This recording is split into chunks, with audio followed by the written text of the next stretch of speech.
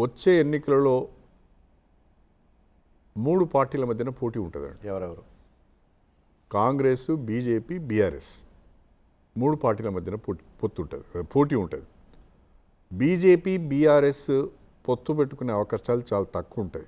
ఎందుకంటే BJP బీఆర్ఎస్ని finish చేస్తేనే మనకి ఇక్కడ ఉనికి ఉంటుంది, మనం సర్వైవ్ అవుతామని ఒక విధానపరమైన నిర్ణయంతో ఉన్నారు. చివరికి ఏం జరుగుతుంది నేను చెప్పలేను, అది వేరు, కలుస్తారా లేదా అనేది వేరు. కానీ ప్రస్తుతం ఉన్న వాళ్ళ ఆలోచన ఏంటి అంటే మనము తెలంగాణలో ఆల్టర్నేటివ్ కావాలి అంటే బీఆర్ఎస్ ఫినిష్ కావాలి. కాబట్టి బీఆర్ఎస్ ఫినిష్ కావాలనుకున్నప్పుడు మనం బీఆర్ఎస్తో పొత్తు పెట్టుకోవద్దు. పొత్తు పెట్టుకోకుండా దాన్ని ఫినిష్ చేయాలి.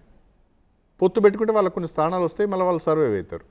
కాబట్టి బీజేపీ, బీఆర్ఎస్, కాంగ్రెస్ ఈ 3 రేపు ఎన్నికలు కనుక పోతే 100% Congress is having advantage. Triangular ఫైట్లో కాంగ్రెస్కి అడ్వాంటేజ్ ఉంటుంది.